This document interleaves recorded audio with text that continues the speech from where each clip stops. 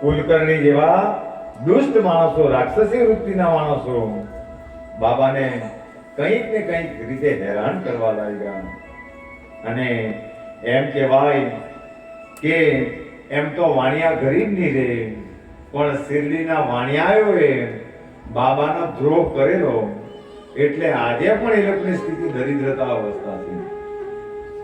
એટલા માટે સંતો વારંવાર કહે કે ધર્મનું બગાડવાથી માણસોના ઘરે દરિદ્રતા આવે, માણસોના જીવનમાં દરિદ્રતા આવે, સહજ રીતે આવે।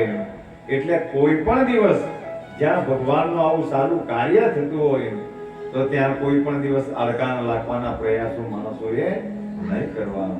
નહીં તો આ વાણિયાઓની આજે પણ પરિવાર દરિદ્રતા ભોગવે. કારણ કે એકવાર આવો દ્રોહ થઈ જાય એનું પરિણામ જન્મો જન્મ સુધી પેઢી દર પેઢી સુધી મળ્યા કરે. એટલા માટે કોઈ પણ દિવસ આવું કરવાની જરૂર નથી. અને હું સ્થિતિ થાય, જો આવો મહાત્માઓના દ્રોહ કરવાથી હું સ્થિતિ થાય, તેની અહીંથી એક બીજી કથા ચાલે. જો આ સંતોના ચરિત્ર એટલા માટે બધાને કહેવું પડે કે સંતોના ચરિત્રમાંથી માણસોને બહુ જાણવાનું મળે. તો અહીંથી એક સંતોનો દ્રોહ કરવામાં આવે ત્યારે હું સ્થિતિ થાય તે બધા ધ્યાન દઈને સાંભળજો. એ સાંઈ બાબાનો મોટો ભાઈ ગજાનંદ મહારાજ, એમના ચરિત્રની અંદર ઉલ્લેખ આપેલો છે. એ સાંઈ બાબાના મોટા ભાઈ હતા. એ સેગામની અંદર જ્યાં ગજાનંદ મહારાજ સાક્ષાત વિરાજમાન થતા અને એમણે પણ સાંઈ બાબાની જેમ અનેકો લીલાઓ કરી. સાંઈ બાબા જેમ અનેકોના રોગોને દૂર કર્યા. એવા જે મહાત્મા ગજાનંદ મહારાજ એ સેગામની અંદર જ્યારે વિરાજમાન હતા તો ત્યાં મલકાપુર નામનું એક ગામ, બધા ધ્યાનથી સાંભળજો, જેમ ગોયમાં ને બાજુમાં અમારું પંટલાઈ ગામ છે એવી રીતે એ સેગામની અંદર ત્યાં મલકાપુર નામનું એક ગામ છે. અને ત્યાં લક્ષ્મણ ગુડે એ ભક્તનું નામ હતું. એ ભાઈનું લક્ષ્મણ ગુડે એવું નામ હતું. અને એ પરિવાર સાથે સુખ શાંતિમાં રહેતા. પણ એ લક્ષ્મણ ગુડેને સમય આવતા પેટનો રોગ થયો. બધા ધ્યાનથી સાંભળજો. એ પેટનો રોગ થયો, એમનું પેટ ફૂલી ગયું. ઝાડા રોકાઈ ગયા પેટની અંદર અને પેટ ફૂલી ગયું. અનેકો વૈદ્યોને, અનેકો હકીમોને બતાવીને, દવા કરાવીને બધું જોઈ લીધું, પણ કોઈ પણ જગ્યાએ ફરક નહીં પડ્યો. એમની ખાનદાની તો એટલી બધી હતી કે એમના રૂમો પૈસાથી ભરેલા હતા. એટલો તો એ ખાનદાન હતો. પણ સમયાંતરે કઈ પાપને વસને લીધે કે ખોટી વૃત્તિઓથી એમને વ્યાધિ થયો. જો આ દુનિયાની અંદર માણસોને રોગ થાય, કંઈક ને કંઈક વ્યાધિઓ આવે તો એ પોતાના પાપને લીધે જ આવે.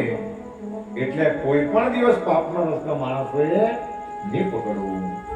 તો એમને જ્યારે વ્યાધિ થઈ, એમને ઝાડા જ નહીં થાય એટલે પેટ ટાઈટ રહી અને અંદર ને અંદર પેટ બગડી ગયેલું. વૈદ્યોએ, હકીમોએ એમ કહ્યું કે હવે આનો કોઈ પણ ઉપાય અમારા પર નથી. અને જ્યારે વૈદ્યોએ કહી દીધું, આશા છોડી દીધી, ત્યારે આ પરિવાર નિરાશ થઈ ગયું. પણ સારા માણસો માટે એક ને એક કુદરત કે ભગવાન એક ને એક રસ્તો રાખે. એટલે એક ભક્તએ આવીને એમને એમ કહ્યું કે હવે બીજો કોઈ રસ્તો નહીં મળે તો તમે સેગામ જાઓ, જ્યાં ગજાનંદ સાક્ષાત વિરાજમાન છે. ત્યાં તમારો કઈ ને કઈ રસ્તો નીકળે. અને ખરેખર એ વાત યાદ રાખવા જેવી છે.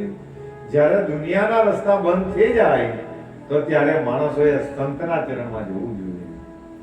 ત્યાંથી એનો રસ્તો નીકળે. અને આ પ્રકૃતિ એમ કહે કે જે ભગવાન નહીં કરી શકે એ એક સંત કરી શકે. અને એક સંત જે બોલી દે, એક સંત એના મોઢામાંથી જે બોલી દે એ વિધિએ અને સાક્ષાત બ્રહ્મા, વિષ્ણુ અને મહેશે પણ એ માન્ય રાખવું પડે. એટલી સંતની અંદર પ્રચંડ શક્તિ રહી. અને જ્યારે એક ભક્તએ એમને એમ કહ્યું કે તમે સેગામ જાઓ, ગજાનંદ મહારાજના આશીર્વાદ લેવો, ત્યારે કદાચ આ વ્યાધિ દૂર થાય. પણ એ દંપતી જ્યારે સેગામની અંદર ગયું, પેલા ભાઈની તો એ લક્ષ્મણ ઘોડેની સ્થિતિ બગડેલી હતી એટલે એ તો મઠની બહાર બેઠો. પણ એમની ધર્મપત્ની, એમની ઘરવાળી એ ગજાનંદ મહારાજ પાસે ગઈ. અને ત્યારે મહારાજની ખ્યાતિ પણ આજુબાજુમાં પ્રસરેલી હતી. એટલે એ મલકાપુરના બીજા ભક્તો પણ સાથે આવેલા હતા. જેમ આપણે પંચાયતથી અહીંયા ઘણા જણા આવ્યા એમ સેગાવની અંદર પણ એ માદા માણસ સાથે બીજા માણસો આવેલા હતા અને મહારાજ એ ગજાનન મહારાજ એ આસાની અંદર કેરી ચૂસતા હતા, કેરીને ખાતા હતા. અને આ બાઈ જ્યારે એમની ઘરવાળી જ્યારે મહારાજના દર્શન કરવા ગઈ ત્યારે મહારાજે એક કેરી લઈને છૂટી મારી અને એ છૂટી મારી પણ એ ગઈ કામ આ બાઈના ખોળામાં ગઈ. બધા ધ્યાનથી સાંભળજો. કદાચ સંત મહાત્મા આપણને પથ્થર પણ મારે ને તેમાં પણ આપણું કલ્યાણ નિશ્ચિત હોય. પથ્થર મારે તેમાં પણ આપણું કલ્યાણ હોય. કારણ કે સંતની લીલા સમજવી માણસોના ગજા બહારની વાત છે. અને જ્યારે છુટ્ટી મારી અને આ ભાઈના ખોળામાં આવીને પડી એટલે ત્યાં એ મલકાપુરના બીજા ભક્તો આવેલા. એમણે એમ કહ્યું કે આ તો તારું અપમાન કર્યું. આ માંદા માણસને તું અહીંયા લઈને આવી, એને તો ખરેખર દવાખાને લઈ જવું જોઈએ તારે. ત્યારે તું આને આ ગાંડા પાસે લઈ આવી. આ હું દવા કરવાનો કે જે ખાલી આવતાને સુખથી કેરી મારે. પણ એની સાથે બીજા પણ સારા ભક્તો હતા. એમણે એમ કહ્યું કે આ તો ગજાનન મહારાજ છે, આની કૃપા થાય તો મળદા બી બેઠા થઈ જાય, તું ખાલી ભરોસો રાખજે. તો એ ભાઈને એમ પ્રશ્ન પૂછે કે હવે મારે કરવું શું જોઈએ? તો એ ભક્તોએ એમ કહ્યું કે તારી ખોળાની અંદર એક સંતની કૃપા આવી છે, પ્રસાદી આવી છે, એ તારા ધણીને ખવડાવી દે. અને એ એમના ધણીને એ કેરી ખવડાવી દીધી. પણ ત્યાં જ એક બીજો વેદ હતો, એમને ઓળખીતો એ વેદ હતો. એ વેદે એમ કહ્યું કે તમે બધા અક્કલ વગરના છે, આવી વ્યાધિમાં તો કેરી જીવ લઈ લે અને તમે કેરી ખવાડીને બેસી ગયા, એટલે હવે આ કદાચ લાંબુ નહીં જીવી શકે. વેદેઓએ પણ મસ્કરી કરી. પણ જ્યારે આ દુનિયાની અંદર માણસો પર કોઈ ઉપાય નહીં હોય ત્યારે માણસોની બધી જ ફરતેથી મસ્કરી થાય. ત્યારે ખાલી ને ખાલી તીનો બેલી ઈશ્વર હોય. આ એક સંસારનો નિયમ છે કે બધા રસ્તા બંધ થઈ જાય પણ ભગવાન ને સદગુરુનો રસ્તો કોઈ પણ દિવસ બંધ થઈ શકતો નથી. તો એમણે ખવડાવી દીધી, ગમે તેને મસ્કરી કરી. પણ જ્યારે એ લોકો ઘરે ગયા અને એ ગજાનન મહારાજના ચરિત્રની અંદર લખવામાં આવેલું એ અધ્યાયની અંદર કે ઘરે ગયા એટલે એનો પાછલો દ્વાર ખુલી ગયો, ઝાડાવાતે બધા જ પેટનો બગાડો નીકળી ગયો અને એ સારો થઈ ગયો. એ લક્ષ્મણ ઘોડે સારો થઈ ગયો. ભલે દુનિયાએ મસ્કરી કરી, ગમે તે કર્યું, પણ એક સંતની ખાલી પ્રસાદી ખાવાથી, અને તે પણ જોરમાં લાખેલી પ્રસાદી. એ જોરમાં એટલા માટે લાખી કે જેટલી જોરમાં લાખી એટલી જોરમાં તારો રોગ પણ દૂર થઈ જાય. સંત લીલા કરે, કલ્પના બહારની લીલા કરે. તો જ્યારે એમના ઝાડાવાટે બધા જ પેટમાંનો બગાડો નીકળી ગયો અને એ ભાઈ એ લક્ષ્મણ ધૂળે સારો થઈ ગયો. પણ સારો થઈ ગયો એટલે એમણે ત્યાંથી ગજાનન મહારાજને પ્રાર્થના કરી કે હે મહારાજ, મલકાપુરથી પ્રાર્થના તો કરી કે તુએ મને નવું જીવતદાન આપ્યું છે, એટલે આજથી મેં પ્રતિજ્ઞા કરું કે મારું તન, મન અને આટલું ધન છે એ બધું તારું, બધું તને અર્પણ કરી દેમ. અને એક દિવસે મહારાજના દર્શન કરવા માટે એ તો ખાલી ને સંકલ્પ કરેલો કરે. પણ જ્યારે એ પાછો સેગામ દર્શન કરવા માટે ગયો ત્યારે મહારાજના ચરણમાં પડી ગયો કે મહારાજ, એમ તો મારું કામ તો રામ નામ સત્ય થઈ ગયેલું હતું, પણ તારી કૃપાથી તો મને જીવતદાન મળ્યું. એટલે મહારાજ, મારી જેટલી પણ સંપત્તિ છે, મારું આ તન છે અને મારું મન પણ મેં આજથી તને અર્પણ કરતો છે. મહારાજને ખુશી થઈ કે ચાલ, તારું પણ કલ્યાણ થશે. અને સમય વીતવા લાગ્યો પણ ભગવાન પાસે બોલેલું એ ભગવાન એક ને એક દિવસે પરીક્ષા લે.